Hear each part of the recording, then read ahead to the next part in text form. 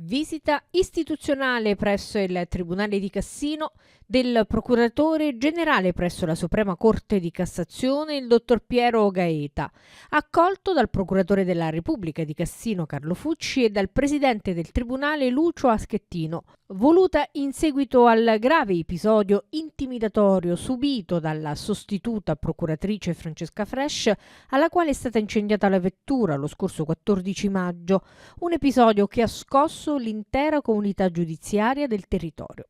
Importanti le parole di vicinanza e solidarietà pronunciate dal Procuratore Generale della Corte di Cassazione Piero Gaeta. Sono venuto qua fondamentalmente per due ragioni. La prima è ringraziare i miei colleghi per il lavoro che fanno ed è un ringraziamento che porto anche a nome del Vicepresidente del Consiglio Superiore della Magistratura, Avvocato Fabio Pinelli, che oggi è impossibilitato ad essere qui e che mi ha espressamente incaricato di porgere il suo saluto. E la seconda ragione della mia venuta è la testimonianza della vicinanza mia personale dell'ufficio della Procura Generale della Corte di Cassazione alla collega Francesca Fresh e al procuratore Fucci, ai colleghi tutti della Procura e del Tribunale di Cassino, ad iniziare appunto dal suo Presidente. Vicinanza e solidarietà, credetemi, che sono autentiche, non sono frutto, come dire, di una prospettiva solo retorica e celebrativa. Sono veramente sentite, perché queste notizie di queste intimidazioni così pesanti colpiscono innanzitutto il cuore di chi svolge la funzione di magistrato. Vorrei che i magistrati di Cassino sentissero attraverso questa mia fisica presenza l'abbraccio ideale di tutti i magistrati italiani, pubblici ministeri e giudici. Vorrei che la collega in nessun momento provasse un sentimento di sgomenta solitudine e che mai possa avere timore o paura di affrontare la sua quotidianità professionale in procura. Ma voglio soprattutto rendere chiaro che nessuna forza criminale, singola o associata,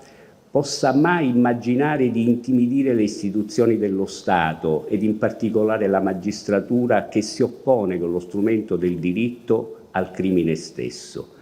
Nessuno osi mai pensare che un magistrato possa mai essere lasciato solo o che lo si possa indurre a desistere dai suoi doveri, dal suo impegno, incendiandogli una macchina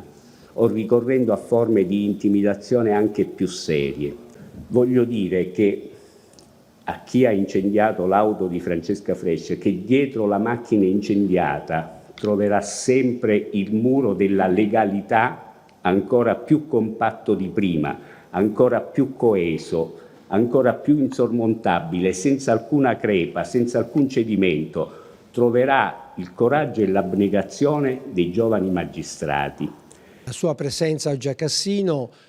significa vicinanza a colleghi, vicinanza a tutti i colleghi, dimostrazione che la magistratura si sente unita sempre, anche nei momenti difficili e delicati. E tra l'altro per noi ha anche un ulteriore significato, perché abbiamo potuto rappresentare al Procuratore Generale della Cassazione una serie di difficoltà che gli uffici, Procura ma anche Tribunale di Cassino hanno in relazione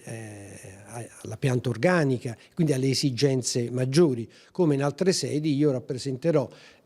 quelle che possono essere ulteriori esigenze da soddisfare per quanto riguarda invece gli organici delle forze di polizia. Al termine della conferenza stampa si è tenuto il primo tavolo tecnico organizzato dal Procuratore della Repubblica, il dottor Carlo Fucci, con i vertici delle forze di polizia delle 3 province di Frosinone, Latina e Caserta. L'obiettivo è di creare e rafforzare il coordinamento tra le forze dell'ordine e non solo in ordine a indagini specifiche, ma anche in relazione a profili di ordine generale, operativi, che possono e spesso sfociano poi in indagini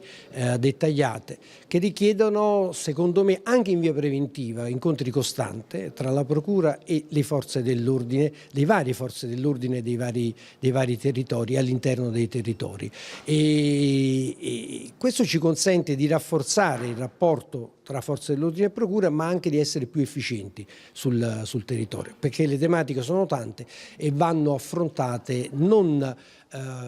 considerandole come compartimenti stagno, ma come considerando parti di un insieme che deve essere valutato complessivamente. Per migliorare l'operatività, per dare più strumenti alla Procura come alle forze dell'ordine che potrebbero averne bisogno, quello è un esempio. Avere la possibilità di accedere a delle banche dati particolari, speciali, di ausilio enorme nelle indagini economiche, finanziarie, ma non solo, significa consentire di accertare ipotesi di reato con risvolti negativi per la collettività, sempre, soprattutto quando noi parliamo del profilo economico, pensiamo a riciclaggio e ad altro.